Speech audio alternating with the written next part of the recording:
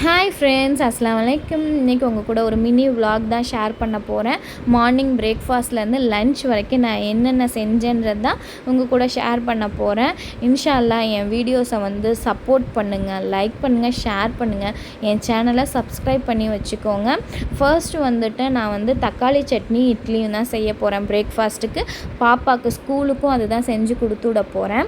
என்னடா பாத்திரம் இப்படி காட்டுறேனேன்னு எதுவும் நினச்சிக்காதீங்க. இந்த பாத்திரம் எல்லாமே எனக்கு கல்யாணம் ஆனப்போ எங்கள் அம்மா வந்து எனக்கு கொடுத்த பாத்திரம். அவங்க எவ்வளோ கஷ்டப்பட்டு எப்படி ஒவ்வொரு பொருளும் சேர்த்துனாங்க, ஜுவல்ஸ் ஆகட்டும், வெசல்ஸ் ஆகட்டும், இல்லை எனக்கு கொடுத்த ட்ரெஸ்ஸஸ் ஆகட்டும்.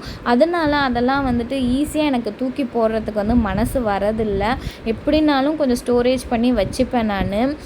எனக்கு கல்யாணம் ஆன புதுசில் அம்மா கொடுத்த பாத்திரத்தில் கொஞ்சம் எடுத்து நான் வந்து ஓன் ஹவுஸில் இருந்தேன். நான் ஒரு பெரிய ஜாயிண்ட் ஃபேமிலியில் கூட இருந்தேன். அப்போது 2 நாத்தனார் ஃபேமிலி, ஒரு மச்சாண்டார் ஃபேமிலி, மாமனார் மாமியார், எங்கள் ஃபேமிலி, அப்படி நாங்கள் இருந்தோம். அதுக்கப்புறம் சின்ன பாப்பா பிறந்த பின்ன நான் வந்து ரெண்டல் ஹவுஸ்க்கு மூவ் ஆனேன்.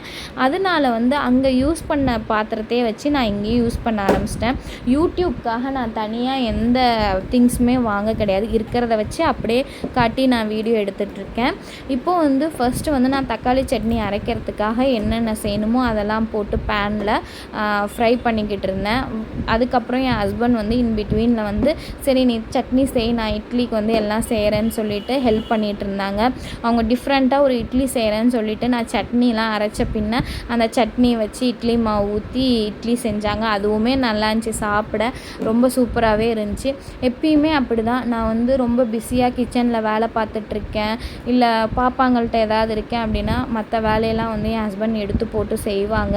இதுதான் செய்யணும், அதை தான் செய்யணும், இதை செய்யக்கூடாது அப்படின்ற எந்த ஒரு தாட்டுமே அவங்களுக்கு வந்ததில்லை. எல்லா வேலையுமே செய்வாங்க வீட்டில். அதே மாதிரி ஆஃபீஸ் விஷயமா இருந்தாலுமே அதையுமே ஒரு பக்கம் பார்த்துப்பாங்க, வீட்டையும் ஒரு பக்கம் பார்த்துப்பாங்க. ரொம்பவே அப்படியே காமாக கூலாக அப்படியே கொண்டு போயிட்டுருப்பாங்க. அதே மாதிரி தான் அம்மாவும் இருந்தாலும், எனக்கு அம்மா இருந்தாங்கன்னா ஃபுல் சப்போர்ட் எனக்கு. என்ன தான் ஹஸ்பண்ட் வந்து நமக்கு எவ்வளோ சப்போர்ட்டாக இருந்தாலும், எவ்வளோ நம்மளை இது பண்ணாலும் அம்மா அப்படின்னா அது ஒரு தனி ஃபீலிங் தான். அம்மாவும் அப்படி தான் எனக்கு வந்து எல்லா விஷயத்துலையுமே ஹெல்ப்பாக இருப்பாங்க. ஒரு குக்கிங்கில் இருக்கட்டும், வீடு க்ளீன் பண்ணுறதுலையும், குழந்தைங்க கூட டைம் ஸ்பெண்ட் பண்ணுறதுலையும் எல்லாமே வந்துட்டு ஆர்கனைஸ் பண்ணி கொண்டு போவாங்க. ஸோ இப்போ வந்து சட்னி செஞ்சுட்டு இட்லி வந்து என் ஹஸ்பண்ட் செஞ்சாங்க. அதெல்லாம் செஞ்சுட்டு பாப்பாவுக்கு பேக் பண்ணி கொடுத்துட்டு அவங்கள ஸ்கூலுக்கு ரெடி பண்ணிவிட்டு நாங்களாம் சாப்பிட்டுட்டு நெக்ஸ்ட்டு வந்து லன்ச் ப்ராசஸ்க்கு போயிடலான்னு சொல்லிட்டு வெயிட் பண்ணிகிட்டு இருந்தோம். நான் எப்பயுமே பிரேக்ஃபாஸ்ட் சாப்பிட்டேன்னா கொஞ்சம் ரெஸ்ட் எடுத்துகிட்டு தான் லஞ்சுக்கு போவேன். ஏன்னா ஹஸ்பண்ட் வந்து ஆஃபீஸ் போயிடுவாங்க, பெரிய பாப்பா ஸ்கூல் போயிடுவாங்க. சின்ன பாப்பா வந்து ரொம்ப லோன்லியாக ஷோஃபாவில் உட்காந்துக்கிட்டு அப்படியே டிவி பார்த்துட்ருப்பாங்க. கூப்பிட்டுட்டே வேறு இருப்பாங்க, வாமா வாமான்னு சொல்லி கூப்பிட்டுட்டே இருப்பாங்க. ஸோ நான் என்ன செய்வேன், கிச்சனில் வந்து குக்கிங் பண்ணிகிட்ருக்கேன் அப்படின்னா அதெல்லாம் முடிஞ்சிச்சு அப்படின்னா கொஞ்சம் சிம்மில் வச்சுட்டு மலமலன்னு வீடெல்லாம் கூட்டுறது, எடுத்து வைக்கிறது, அந்த வேலையெல்லாம் பார்க்க ஆரம்பிச்சிடுவேன்.